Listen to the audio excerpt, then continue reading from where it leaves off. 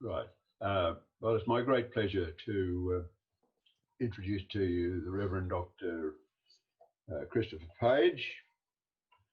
Chris is known to many of you. He was a member of the Foundation Committee of the Progressive Christian Network of Victoria when we began back in 2006.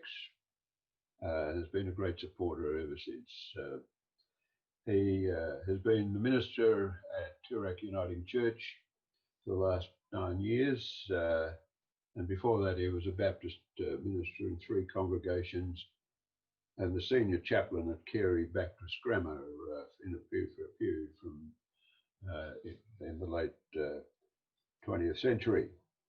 He has a doctorate from Toronto University in philosophy. His dissertation was on philosophy, multi-faith education and experiential education. His primary interest is in communicating postmodern insights in religious, non-religious and congregational settings. Chris has practiced contemplation, meditation and mindfulness for the last 15 years. He is influenced by John Caputo's first paragraph in his book on religion, that everyone is religious in their own way and basically religion is for lovers.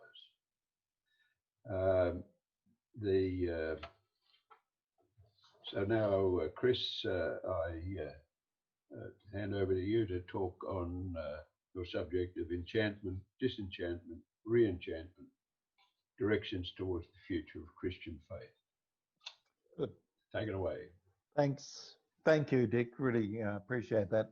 I apologise for the reflection on my glasses. I haven't quite worked that out. It's from the screen, and no matter how I hold my head, it still seems to continue to reflect. Well, there's more knowledge on this screen that I can see that I could ever, knowledge and wisdom that I could ever muster. So I'm very keen in the question and answer for people to also make comments. I've written a paper, which I've mailed out to a few people who've asked for it. I'm not going to try to really read the paper. I want to speak to it in some ways, but you'll see me looking over to the left, to my left, you're right, from time to time, and it's really just to try to stay on track with the ideas. The other thing that I'd like to do is I want it to be challenging in some ways, that we look at some of the aspects of progressive Christianity where it is, but perhaps to also indicate where it might be going or where it could be going or where it might not be going. Whatever you feel is important, I'm certainly very keen. I also have a notebook on my right-hand side, and I'm quite happy to write down whatever anyone would like to make any comments or so forth. I will mention from time to time people's names, various aspects of their thought or whatever. Let me say, while I have a great stack of books, I sometimes glean rather than try to work from page 1 to page 624. And I've found that there are great insights in a range of different places, and that's inside, outside of philosophy, theology, culture, and a whole range of different places. So let me begin. Let me begin by putting a few markers. I use the word God, and I follow our great philosopher and writer and cartoonist, Leunig, on this, where he wrote a marvelous article, which you can find on the internet, where he said that God was the best 3-letter poem he had ever seen. And I use the word God in a poetic sense. I use it in as a linguistic symbol. I have no sense in which there is an object called God. Nevertheless, I have not yet found another word. Sacred, divine, there must be many words out there. But for me personally, I've used that word and continue, but hope that it's interpreted either by the way you do, or that you can hear the way I'm interpreting it. I'm probably interpreting it much more in terms of reality. I often use the word isness. I don't know if I made that up. I wish I did. But that God is that which is behind the word God. We know from reading the scriptures, of course, that it's idolatry to try to take a God as some object, but rather it's, as Caputo and many philosophers and many theologians have said since, the unnameable, even the unknowable, stands behind that word. But I need a word. I need some way in which I can communicate. And I am a minister of a congregation, and in that process of that, I need some way of communicating to people. I'm a great believer in metaphor, and particularly human symbols, natural symbols. I think from Genesis to Revelation, the whole Christian sacred scriptures is really imbued by that sense of nature. So many of the Psalms continually to talk about nature and so forth. Thomas Aquinas said there are 2 volumes to the sacred.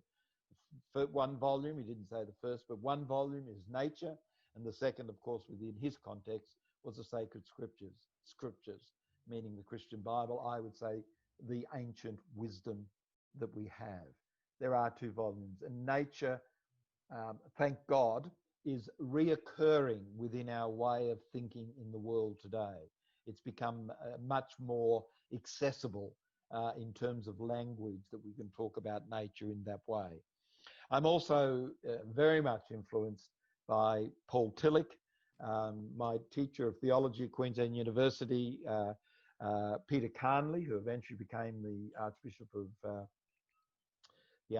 of Perth and the Primate of Australia, taught theology at Queensland University for a number of years, and he was very much put me on the road towards understanding and reading Paul Tillich.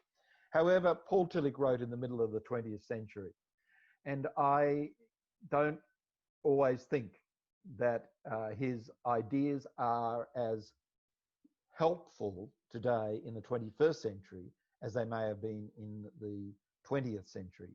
And I think concepts such as ultimate reality and ultimate concern have to be re-imaged, and we have to find new ways in which we can express it. Much of my study at Toronto University was done in the Department of Graduate Education, and I was interested particularly in epistemology, and I hope that's not too foreign a word for people, but it really is just the philosophy or the theory of knowing, but also of learning, of how we learn. And much of our religion that we have is a process not so much of learning, but of relearning and finding new ways. So let me just begin with a couple of those kind of comments, and I will use language that perhaps at times you may not feel comfortable with, or you might find another word. That's quite okay with me. This is a rather idiosyncratic approach, and I can't really talk outside of my own experience and so forth. I think that theology should be autobiographical, and that is that it is not just an academic subject. And certainly I don't think that anybody who teaches it could possibly say that they know what it is in its entirety. It has to be an existential experience. We have to experience whatever it is, what we call theology. In more recent years, Amos Wilder's book, Theopoetics, has become very important. And to read the Bible as poetics, and I don't mean that so much in the Platonic sense, but rather that we read it as a book of stories told in a poetic form, rather than only a historic linguistic interpretation. We need those. And I want to say very clearly at the beginning, I don't think anything is lost. And that is, I was very, when I discovered Caputo, probably, I don't know, about 5 or 6 years ago, that he reinterpreted words from Augustine, from a whole range of theologians, and brought them into the 20th century, changing the way in which they were probably put in their original context, but gave them to us, I think, in a new possible way. So that's really the process that I would take. that we take that notion of the world in which we live as the very essence and the revelation of whatever we might call God. And that is, it is given to us as a way in which we as human beings. As I'll say a little bit later, I think evolution has been such a powerful influence on our world. That's a statement which goes without saying. And sadly, it is not incorporated enough into our thinking, and certainly into our liturgy and other places as well. I read a marvelous, I tried to go back and read Origin of Species, because seeing I was in lockdown and couldn't do much else, and it was on my shelf. And I saw there that one of the lines that he put in there that is seldom quoted was that it's not so much the survival of the fittest that is important, but the survival of those who can adapt. And when he said those, of course, he's talking about the whole of nature itself. The capacity to adapt is one of the most fundamental principles, I think, that we have. Can we adapt? Can we adapt in religion and so forth? And the capacity to adapt in worthy ways is very, very important, I think. Can I just go back and say one other thing about Tillich? Tillich was very strong on the notion of a form of life rather than a way of life, and that comes out again in Caputo, a form of life. So whatever religion is, it's a form of life. It's a shape, the way in which our life is shaped. And the other aspect, of course, is this sense that religion and culture both stand together, that religion is culture. Now, I don't quite know how to unpack all of that, but there is a very powerful sense in which culture carries religion, religion carries culture, and so forth. I will use the word religion. I haven't found quite a better word at the moment in that way. But our art, our music, our way of being in the world, all of those things, of course, our culture. The other differentiation is between society and culture. We need to be one society. We've seen what happens when the divisions within society occur. It ends up breaking down. But we are many cultures, and those cultures need some way of respecting each other. It doesn't mean to say that all cultures are equal, nor are they all worthy. Some of them are probably unworthy, and we need to be able to work out ways in which we can find that. But there's one society, and that needs to be a very important part of what we do, particularly those of us who are witnessing to what we see, the good news and so forth, is that we speak into society. But we have to remember that when we speak into society, we are speaking our culture into society, our form of life into society. And there are many other forms of life and many other cultures within that society in which we speak. Okay, next point. I'm finding spiritual and not religious as frayed around the edges. 5 years ago, I was speaking to a funeral director, and I just in passing said to her something like, she said, well, I don't go to church and so forth. And I said, well, you're probably spiritual but not religious. And the lights just lit up in her eyes. She said, that's exactly what I am. But I'm not quite sure that they light up in the 21st century.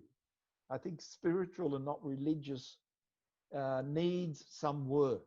Now, having said that, I don't know what else we use. I think the word spiritual is so difficult to define and so obtuse in many ways that it is a difficult one to really convey what we're talking about.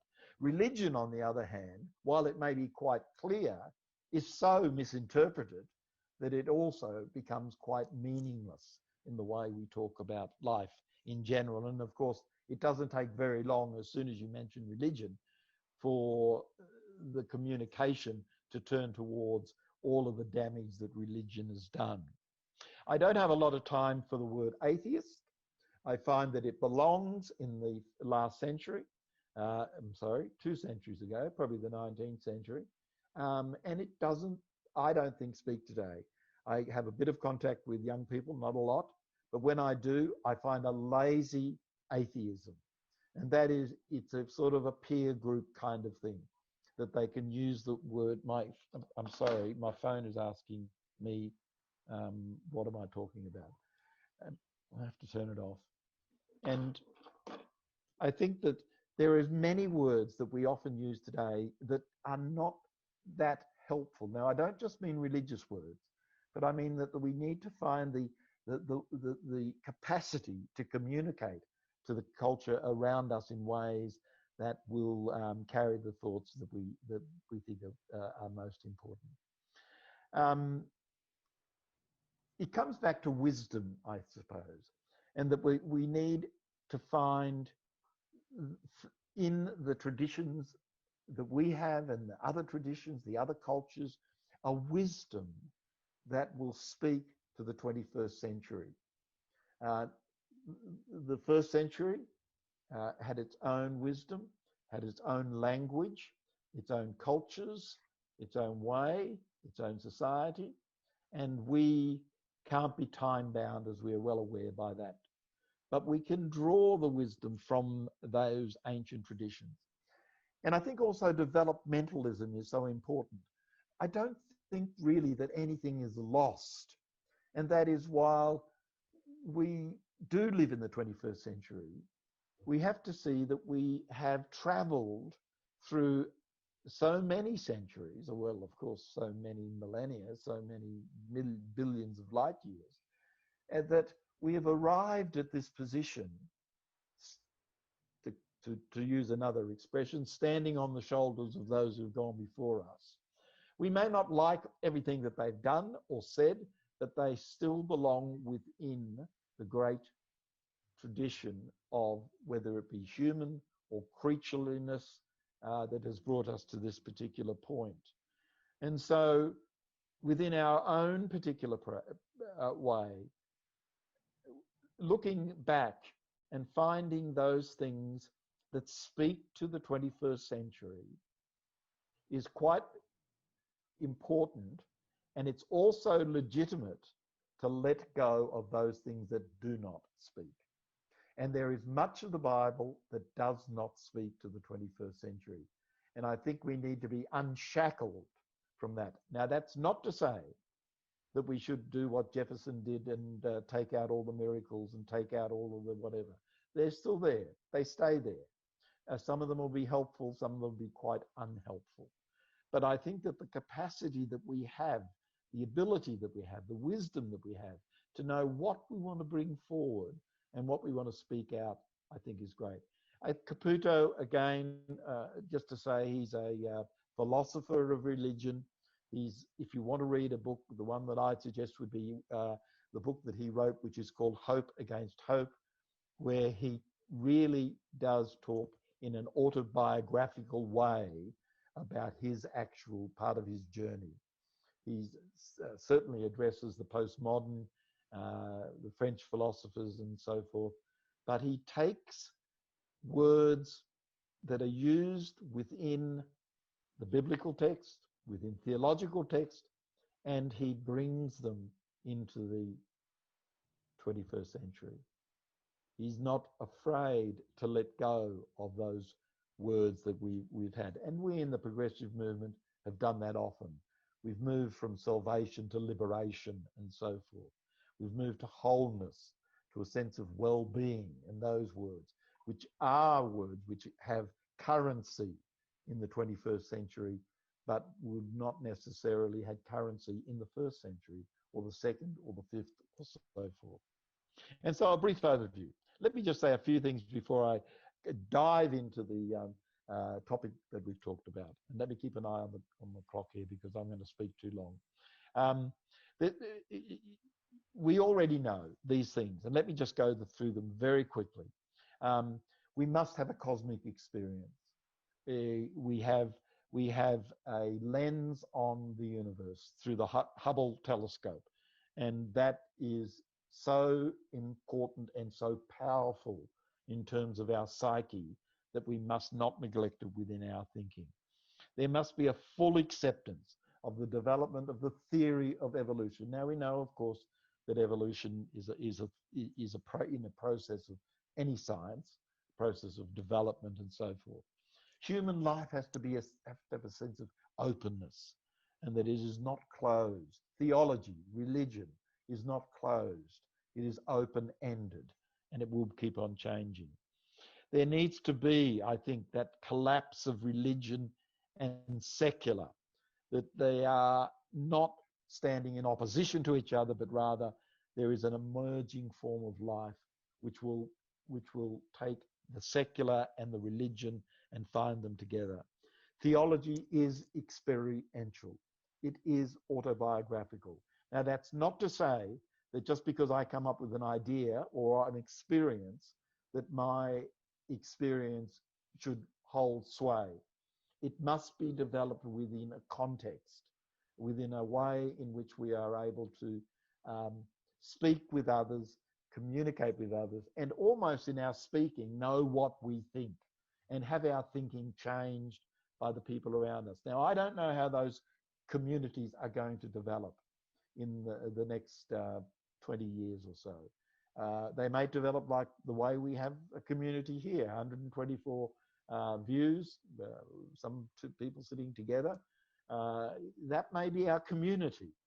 But whatever it is, community is woven into the very fabric of what it means to be human. It's not a herd, it's a community. And that needs to be honoured in many, many forms and many ways. I also think that we are moving beyond postmodernism. Now, where we're moving, I don't know. Now, postmodernism, of course, often is criticised because it's relativistic and has a very good dose of scepticism, has denial of meta-narratives, which have been so important, of course, within religion and within faith. But we don't throw it away. It's a part of the steps in which we've taken to move towards here. Meta-narratives, great narratives, I think, are re-emerging within our religious and theological context. And as you would note by what I'm going to say in a minute, there needs to be a good dash of what we might call mysticism. But beware, mysticism, of course, also has a very broad expression. And there's probably some of it that's absolute rubbish. And we need to be able to use our wisdom to find that which is worthy of us and worthy of the world in which we live. And so we move into the whole area, and this is where my talk would be, into what's often called theopoetics. Amos Wilder, who you may know, he had a famous brother. What was his name? No, you can't answer me because you're all muted. But Amos Wilder wrote a book, I think, back in the 50s, and it was a very significant book on theopoetics, theology and religious imagination. Why did imagination somehow or other get pushed to the back of religion? I've often thought that we don't have a department of unsystematic theology in our theological college, constructive theology, imaginative theology. If we had some of those influences, I think we'd have a much richer and healthier approach to things. So the type of approach that I would see would be what I call contemplative. Now, again, can I say, what I mean by contemplative, I'm not necessarily going back to Plato's understanding of contemplative, although that illustrates some of what I'm saying. I'm not going back to the 15th century or the 14th century of the great mystics and contemplatives of that age, nor am I drawing necessarily into some of the Catholic mysticism that we see today that can be practiced in various ways. I want contemplative to be an epistemology, a way of knowing. It does not exclude reason. Reason is a very important part, but it also measures historicity and linguistic understandings and interpretations, and it gives us a sense of that what, and I'll draw it from the ancient, from the older world, that long, loving gaze. That learning really is about a state of stillness. The best learning comes out of that. The pause, the capacity to look at something deeply. And of course, I could use many illustrations that people have used in terms of that kind of learning. I've called it contemplative. You may find another word for it that's helpful. We have a house down on South Gippsland coast. Don't rush down there and buy land because it is wild, wet, and the most windy place in Australia, I think. But it's 10 minutes walk from the beach. And when we go down there, we have an opportunity to walk to the beach, and we often go through a shortcut. And that shortcut takes us through the tea trees and through the banksias, and there's a pathway. And sometimes when I'm wandering on that pathway, you'll find another pathway that intersects it and moves off in another direction. And you might see on that pathway some different flowers or something that's flowering, and one will go and have a look at it. But I turn around and come back to the pathway that I'm on, recognizing that that pathway would lead probably not to the beach, but to somewhere else. But it's an adventure. It's the capacity to go and to stray for a while and look at things that I would not normally look at. I leave others for the adventure of that particular pathway and that which is unexplored. But I want a raw and rich experience when I go there and walk through the bush and walk through nature in the same way that I want a raw and rich experience within my faith. Perhaps that's why I draw from the writings of John O'Donoghue. John O'Donoghue is a writer, a poet. 19 years he was a Catholic priest. He left the priesthood to focus on his writing, and he's published many books. He sadly died at the age of 52 of a heart attack, but he left us a wealth of writings. And within those writings, within those poems, which are often focused very much on the wild landscape of Ireland, he has given us a vision, I think, of what we could see as a raw, radical way of being in life and so forth. John Caputo, I think, has done the same kind of thing.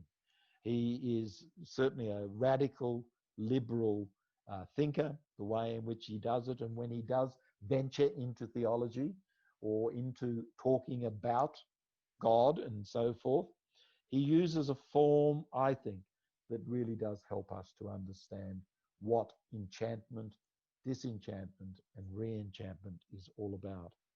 I found less help in reading Sam Harris, who is also a rational mystic in many ways. Sam Harris spent a couple of years, I think, in the middle of the desert just meditating. So he's a man worth listening to. Calls himself an atheist, and of course was one of the great three atheists of the 21st century. The End of Faith was the book that he wrote, and it's worth reading, but at the end of the day, I don't think it's that helpful.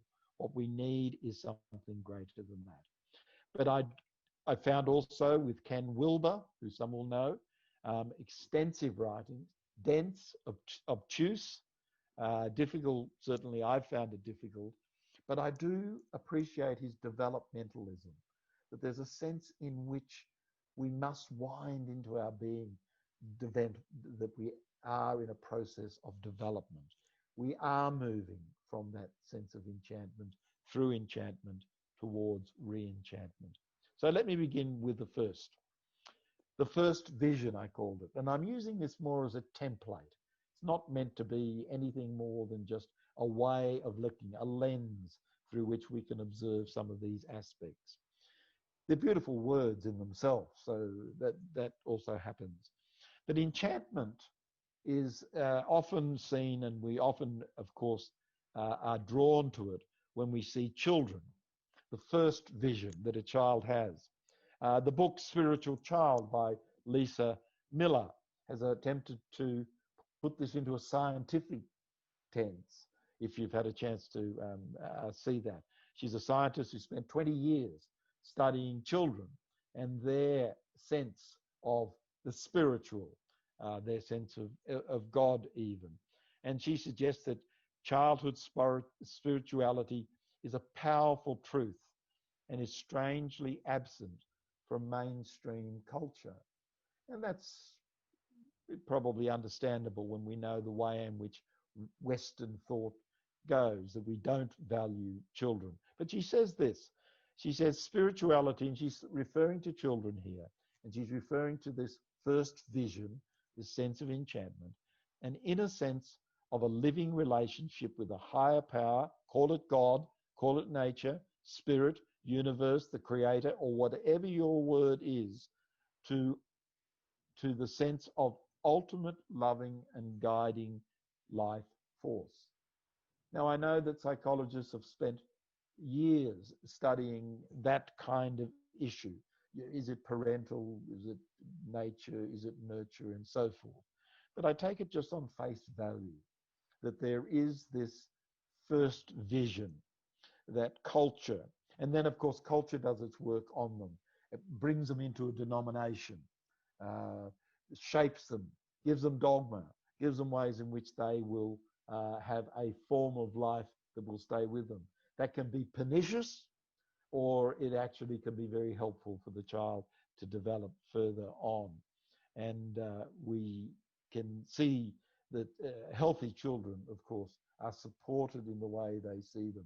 Plato didn't believe that you should tell children mythic stories until they were 14 in case they take too much hold on the child and they never develop a real sense of reason. I don't agree with that. I think that really children need to be introduced to the rich religious culture that we have, the real scriptures, whether they be from whatever tradition, as well as a whole myriad of other stories that they have. But they must not be given to them in a form that they cannot change later, that they cannot leave behind and move on to another form of development. They must be able to have an open-endedness to it, and so forth. I think that's important. Let me have a look down my notes here. So that's one aspect and one place in which we can see what I would call enchantment. It can be seen as a natural biological basis of a faculty of transcendent knowing. And children have it in a natural kind of form in that way. Also, Miller would argue. It could be a product, it's a product of evolution in one sense. They need it in order to be able to develop further. And it's woven into the nature of being, their being, but of course also into our own being, a genetic foundation. But again, it's not only, I don't want to make enchantment childish, because when we look at many indigenous cultures, there is a deep sense of enchantment that we need in order to be able to fulfill our own flourishment in the world today. And it's just been marvelous to see in the last, I suppose, even year or so, more and more of the access that we have to Aboriginal indigenous spirituality. I don't know if many people had the chance to see the documentary on the beach by what, and you can't answer me, I know, I'm sorry. I've lost his second name, but Warwick, the filmmaker. And it was an enchanting experience of a man who's lived well in the 21st century, but was able to walk within another particular way of being in the world, and we need it.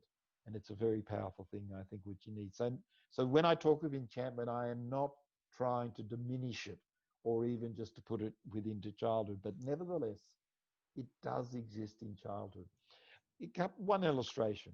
A member of a congregation told me the story recently of being at the market in Paran, I think it was, and when she was shopping, she noticed that there was a little boy there, about 2 years of age, and he was holding onto his mother's hand while she shopped. And he looked up at her and gazed at her. And she just caught his eye and looked at him. And he just looked and gazed. And she said she felt as he looked at her and she looked at him, and he never let go of the hand of his mother, that she was looking into the face of God. Now, that's her expression of it. But she's looking with a lens through something that you just don't observe every day.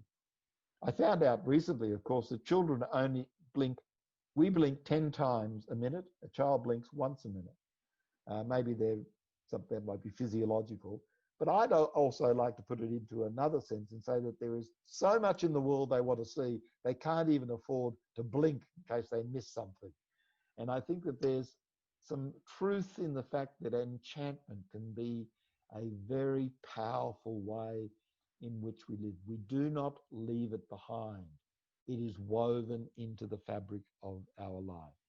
So then secondly is the second vision.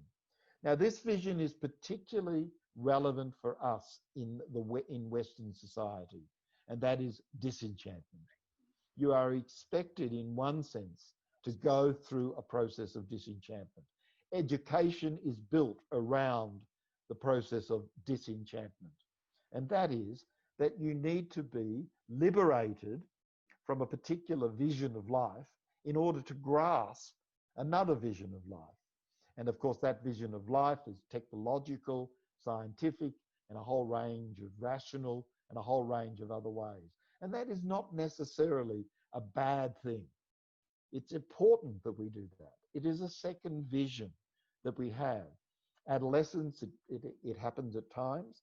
In our religious culture, it definitely happens often at the age of 12 or 13 or 14, when the stories which have been implanted no longer make sense, or the peer group or the culture is so powerful that it actually begins to rid children or the adolescent of those childish enchantment. And that's, I think, is part of what happens. I think we need to deal with the childishness. We don't need to deal with the childlikeness of enchantment. I think that that's very important. But disenchantment is the second vision, and it causes us to find our way within the world.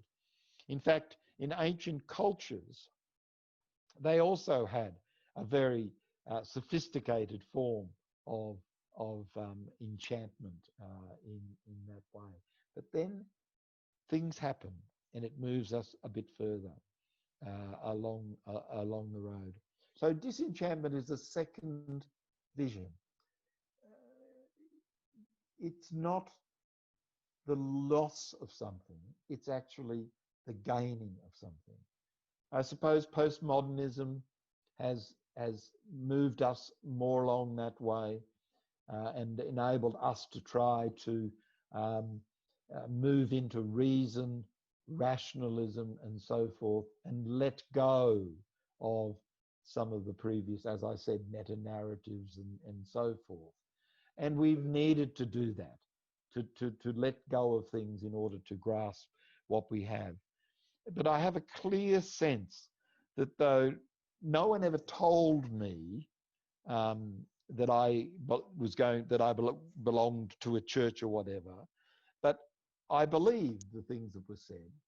But I distinctly remember a point where I questioned them. And being in an evangelical tradition, I think that it was very much expected. And I fortunately was in a very open evangelical tradition, and always have been in the Baptist church. But it was expected that I would hold on to those stories in a much more literal way, but they didn't hold on. I could not hold on to the literal sense of the stories that were told. I needed something deeper. They were too surface type stories. And so consequently, I began to explore in other places in that way. So for me, it took not too long, because I was, as I said, fortunate enough to be in an environment in which I was able to move. But let me say, there was never the encouragement to doubt. There was always a reason given why that particular story was what it was, or so forth. And if I had have been given more of an opportunity to doubt, perhaps the process would have been easier as I moved on through my life.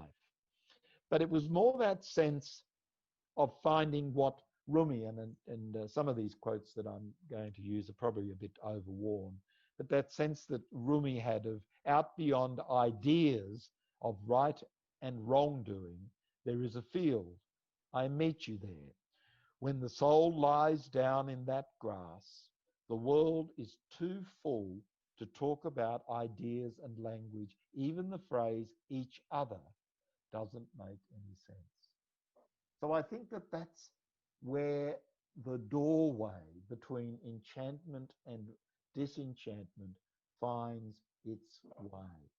And that is that we can move beyond those fixed notions that we've had within our life. The difficulty, I suppose, for many of us has been that it also means moving away from a group of people who have been nurturing, caring, and who have different ideas in that way. I am very pleased with people, I think, who often stay in communities where they don't necessarily hold to the same views that those people around them do, but are able to find the nurture and the love and the concern that they need within that group without having to find the same ideas and language within the other persons, within the other people. So disenchantment becomes an important part of what we do. It happens in adolescence, but it can happen when you're 60 years of age. It can happen when you read Jack Spong's book, that suddenly something hits you between the eyes and things seem to fall away. Disenchantment is not a comfortable place to be in. It means letting go. And let me quote from Caputo here. He says in one of his early books, orthodoxy, and of course he has a tendency to speak very strongly in what he says. Orthodoxy is idolatry, holding the correct opinions about God. That's what orthodoxy is. Fundamentalism is the most extreme and salient example of such idolatry. Theology is idolatry if it means that we say about God what we think, instead of letting ourselves be addressed by what God has to say to us. Now you can see he's using, of course, very traditional language, but of course behind that is the notion that God is the impossible. God is beyond words and nature. But that sense in which he can bring some of those religious concepts and words into the 21st century, I think is helpful. Faith is idolatrous if it is rigid, self-addressed, and self-certain, but not if it is softened by the waters of doubt. Softened by the waters of doubt. We must engage with science in its broadest form, not with scientism, of course. We must engage with religion in its broadest form, but not a religion that's going to bring us into some kind of narrow box that we serve. And of course, science is giving us some of the greatest visions that we have in this process. And that's going to lead us from what I have called disenchantment with the religious life or with the world in which we live, into what you might call re-enchantment. Now, I'm using re-enchantment very much the way Paul Ricoeur uses it in terms of a second naivete, that we don't have the choice, I believe, as Western people, as those who have been educated within a Western system. We don't have the choice, really, to be fully enchanted. We have to be re-enchanted. And that is that we have to find within our own lives a way of a second naivete. Perhaps there's no better way of saying it. And again, well-worn quote from T.S. Eliot's famous words in Four Quartets, the poem Little Gidding: "We shall not cease from exploration, and the end of all our exploring will be to arrive where we started and know the place for the first time." That has to be really what re-enchantment is, to know it again, to know it for the first time, not necessarily in its form as it was in the first time, but having passed through this pathway and not necessarily having lost our way, we find our way to that great opportunity of enchantment. John O'Donoghue gives us so many clues to this.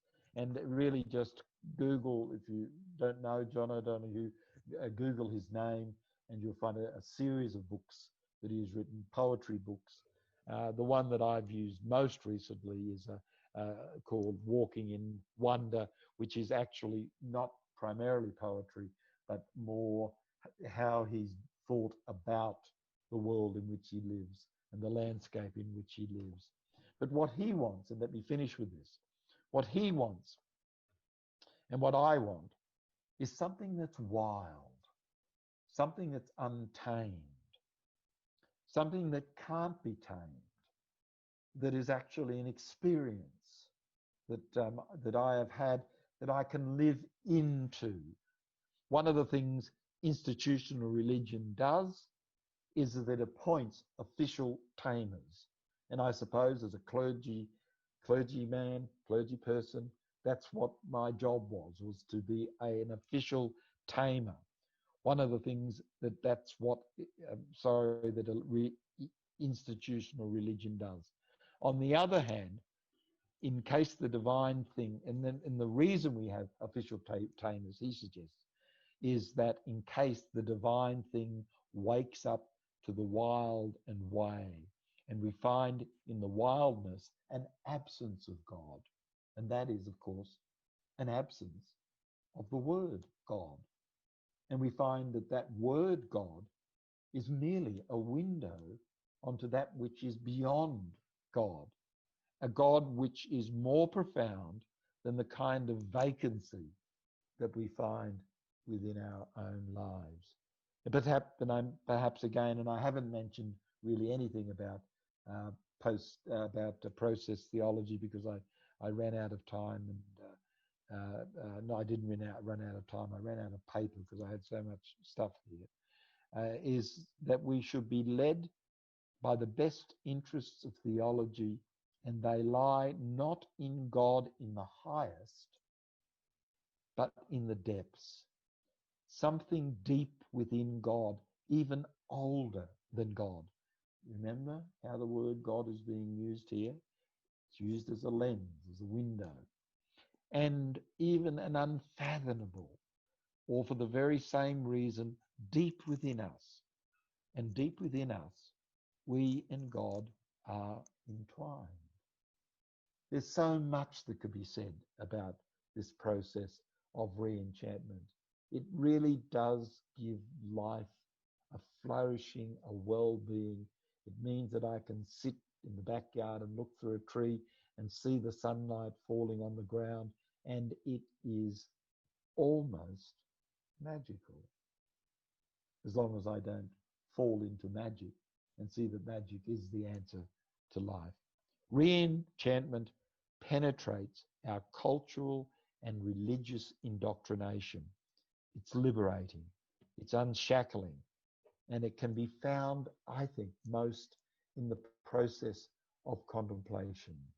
To sit, to be still, to pause, to listen, and all of those things are actually educational. They're learning. They're ways in which I am formed within my inner being, as I am also informed by the books I read and the conversations that I have and all of the other things. They don't go away, but the sense of being in that process of stillness, I think, is so important. I'm finished with one final story. Another member of the congregation, it tells me of a conversation he had with a colleague who was a Nobel Peace Prize winner after a tennis game. Not remembering how it came about. This is my friend, didn't remember how the conversation came about after the tennis game. But the man he's speaking with said, if you look at the evening sky and you're not overwhelmed with awe, then you have ice in your veins. If you look at the evening sky and you are not overwhelmed with awe, then you have ice in your veins. That's the process of re-enchantment. Thanks, Dick. Very good. Thank you, Chris.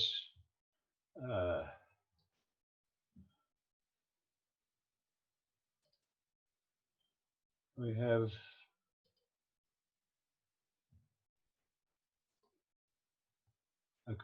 quite a few comments which are been sent to everybody. So I believe if you've been watching as you go through, you will have seen them. Yeah, I can see them there, yes. Yes, an observation that Kinderbart has made, saying, I agree about the child's spirituality, but how can we engage with this and enhance it when we persist with disconnected conventional worship styles and Christian education following the lectionary? Certainly endorse that. Why not concentrate on celebrations to be enacted by the whole congregation, community, or other ways? I'm not going to respond at length because I think people have the opportunity. But what I want to say, just briefly, is I don't have a problem of engaging with children in terms of the Bible stories and so forth. Godly play, of course, as many will be aware, is one way. I think that they can be just engaged in the same way that I would engage with them in any storybook. That when I read it to them, if they're in bed or whatever, that they are engaged. Yes, you're right. I have little time for the lectionary, to be honest. I have used it. I was a Baptist minister. I used the lectionary the whole of my life. It's out of date. And if you read the Psalm, which was, I think John Smith might have made mention of this. If you read the Psalm about 4 weeks ago, it was the most dreadful thing I think I've ever read, and should not have been really a part of the lectionary. It's finished. It's had its day. It was good while we had it, but it needs something else now, something new, I think, in that way. Engaging children, yes, is not an easy process. I thought the spiritual, I'm holding it up here, the spiritual child that Lisa Miller has written, it's a very scientific book, but there are some wonderful ways in which one can engage the child's spirituality, the child's virtue, the child's character, the child's mind and heart and so forth. Angie Griffin makes a comment too about Re-enchantment and mentions a book that was written by David Tacey. Yes. Back in 2000. I think David, in fact, might be participating here today. So if that's the case, hello, David. David acknowledges that the spiritual quest is timeless and ongoing. Yeah. It includes key issues such as the redefining of our human identity, new consciousness about Aboriginal reconciliation, the recognition of youth culture and its spiritual directions, a quest for entire environmental integrity, and our responsibility to community and to each other. Absolutely, fully agree. Yeah, freestanding comment rather than something that needs to be Yes. well said. No, yes, and I hope David and I hope we're going to have a continued conversation. There's not too many Caputoites out there, so it's be lovely to talk further with David. Could I just say, I see on the screen here, yes, thank you very much. It was Warwick Thornton, I'd lost his second name. A marvelous documentary where he exiled himself on the beach for 6 weeks and reflects upon many things in life, in Aboriginal culture, but also in Indigenous culture and so forth. Warwick, and you can see that. I don't know if other people can see the chats on the screen, but there is a link to that documentary. Yeah, and David's book, of course, and also Beyond Belief, the other book that David has read, is something which will continue to, I think, feed us in this very, very direct, very important direction. Yes, his most recent book, Beyond Belief, which many of you will have read. I think rather difficult to come by in Australia now because the publisher went broke, but yeah. Which is like I bought 3 copies for our church library, so there you go. I must just got in time. I have one. Yes, it's a very good treatment. Alex Sangster makes the observation or makes the question: any thoughts about the challenge of enchanting children when we now gather online? Alex, what a question. Well, let me start by saying I can remember reading a few years ago that you will never master any technology that came into the world after you were 5 years of age. And my wife, they teach her how to do things on the screen and so forth. I suppose one of my changes in my mind has been that I've been fed on a pretty strong diet that the screen and screen time, of course, is not necessarily a good thing. Of course, we found in this pandemic that if we didn't have it, we would be probably a great deal poorer because of it. It's like any medium, I suppose, that it can be used in ways that are encouraging and so forth. But I think children will be screen orientated, and I think that maybe we may find ourselves using screen more than the book in ways in the next 10 or 20 years with children, perhaps with ourselves too, but it's an important medium. I don't know if I've really answered that, but Alex could probably give a better intro on that than I could.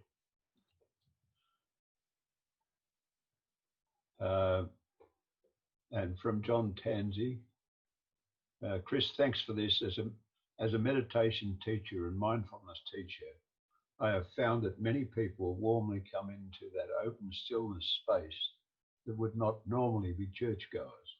Yes. This is a spiritual space, I believe. Wondering if you have anything to say about that. I agree fully. I mean, the number of yoga groups that we have around the place now. I mean, within our churches, of course, within our buildings, I should say, and they're not necessarily just exercise groups. You know, they are really people who are forming communities. I'd be very interested to see. I don't know how many years I've got left. Maybe, hopefully, 10 or 20. If I do have, to see what will emerge as I'm searching for a word here. Communities that flourish the human spirit, that give us a sense of meaning. And by meaning, I don't mean that we have to know the meaning of life. I think we've been sidetracked by too big a questions. I prefer to talk about the meanings that we have. I mean, to sit with a grandchild and to read them. You know, I've got grandchildren. You can see by the colour of my beard. That to be 3 minutes with them reading a book or whatever is such a powerful, meaningful experience. But how we do it within broader communities, where it's not just my children or my grandchildren, where it's actually people who are strangers in one sense, or people who are, that's the big question. I, can it be done in what we have called church? It is being done. It is being done in church. I mean, even in this pandemic, you know, we've kept contact with the congregation. We've mailed out things, we've had email, we're live stream, we've done a whole range of things.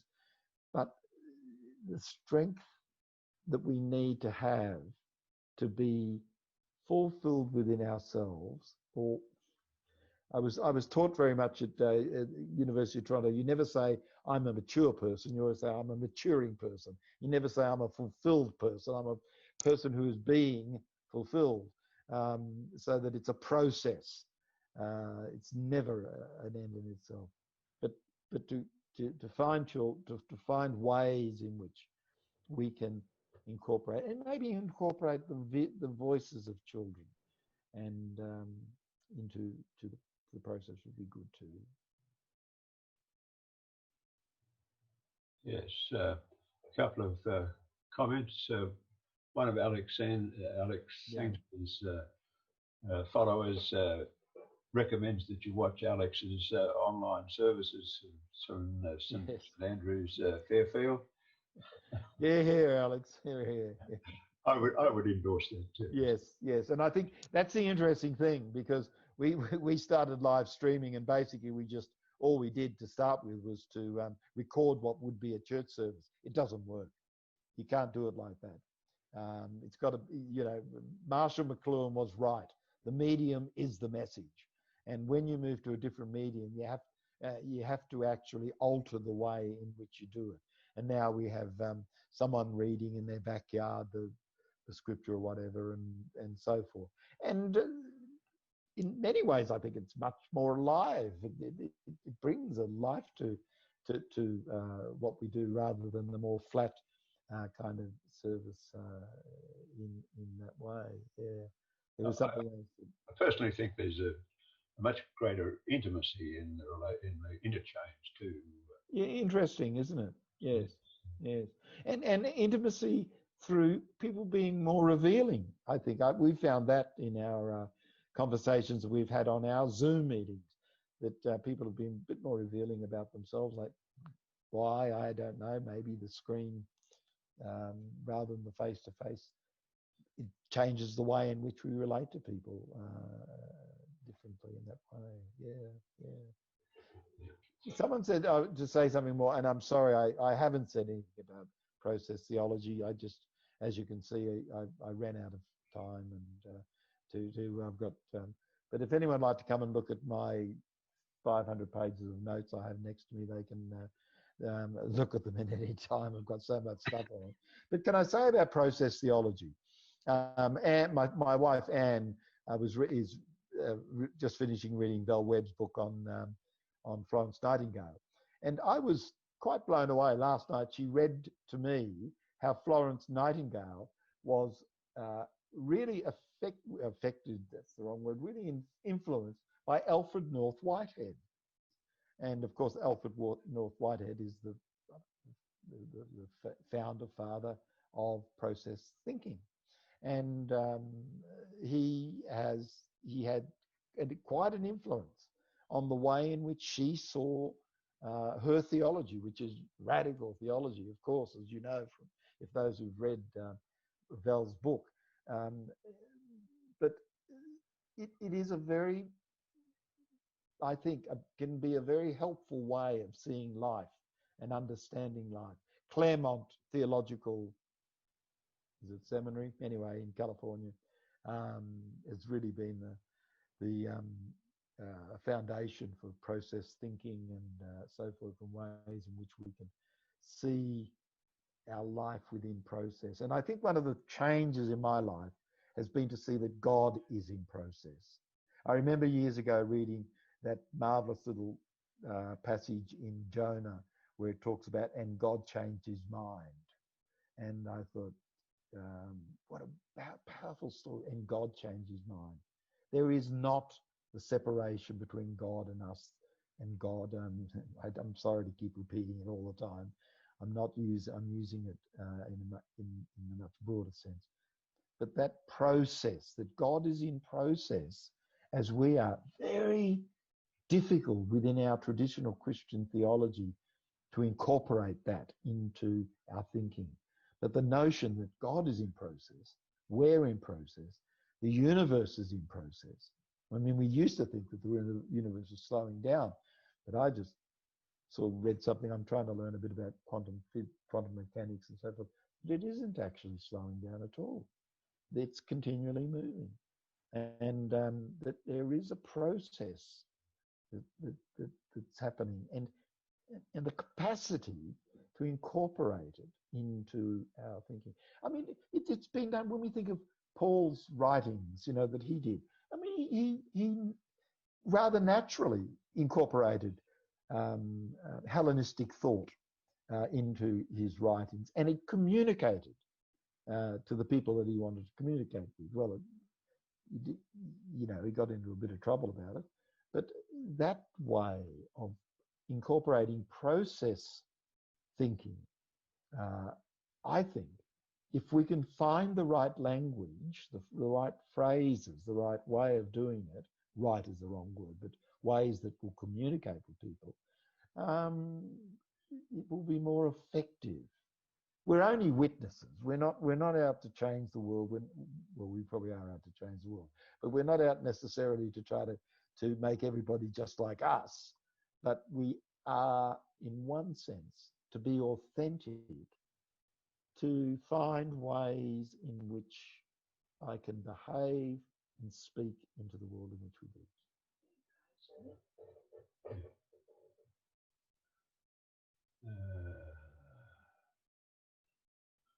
Let me see.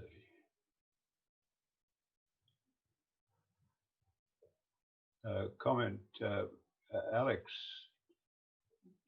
asked a question about who to read in terms of process theology, and I see that Val Webb has weighed in with a suggestion of John Cobb, Marjorie Shikoki, and Sally McFarquhane.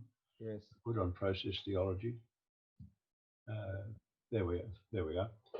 There are some suggestions. Yep, very good. I think that just about exhausts the comments and the questions. Yeah. So it remains for me to thank you, Chris. Okay. Can I make one comment just before you say that? Greg Crows just said here, as he said earlier, many cultures have much to offer if we are willing to listen, converse, exchange, and respect. I think that's been one of our biggest difficulties, and because we hear this ridiculous notion that we are a Christian society, therefore X. When we discover the humility, and I mean it in myself. I had a good friend I spoke to in Canada recently, and he was talking about hospitality, welcoming people into the community, and he said, he's at First Baptist Church in Ottawa, and he said they're mostly hospitable people. They love it when new people come. But he said, I know that they love it because they're going to be just like us when they come in. He says they don't see that the people who are coming in are going to change them. And I think that that's trying to pick up what Greg's saying here, that conversation has the word conversion in it. And that is that when I'm in conversation with someone, I can be converted, and that is changed, twisted, moved, whatever, in other ways that I hadn't expected before. And I think that's our great challenge, I think, within the Christian faith as we see it today. Thanks, Dick. Sorry to interrupt you there. Well, thank you very much. If you'd like to show your appreciation, there's a reactions button down on the bottom Okay. centre right of your Yeah. screen. If you'd like to, I'm going to count. I'm going to count. I'm going to count these, Rich. Rick. or a clap. This is a way for you to show your thanks. Yeah, thank you very. I really do appreciate the opportunity. Yes, we appreciate the trouble and time and your erudition, Chris. You've been very helpful, I think. That's great. That too. I would like to remind you that we will meet again by Zoom. I rather suspect that we're going to be meeting by Zoom for quite a few more meetings longer than we might have anticipated a few weeks ago. But our next meeting will be the 27th of September. Okay. And our presenter will be Glyn Cardy. Those of you who attended Common Dreams conferences will probably be familiar with Glyn. He's a minister at St. Luke's Community in Remuera, Auckland. He's quite a gifted poet, and he's going to read to us a selection of his poems, and follow that with a brief reflection on a theme that will flow from those from the poems that he reads to us. I think that'll be a very, very interesting and fascinating event. He's a very creative man, and he's an excellent presenter. Please note that the meeting's time start for Glyn's address on the 27th of September will be at 3 o'clock. He's 2 hours ahead of us in his time zone, and some might say a couple of decades in terms of having a just society, but that's another matter. But to ensure that Glyn's able to have his evening scotch and his evening meal in good order, we'll be starting an hour earlier than we have been with the virtual meetings that we've been holding for the last few times. So until then, farewell, and I look forward to seeing you on the 27th of September. Cheerio. Thank you, Dick.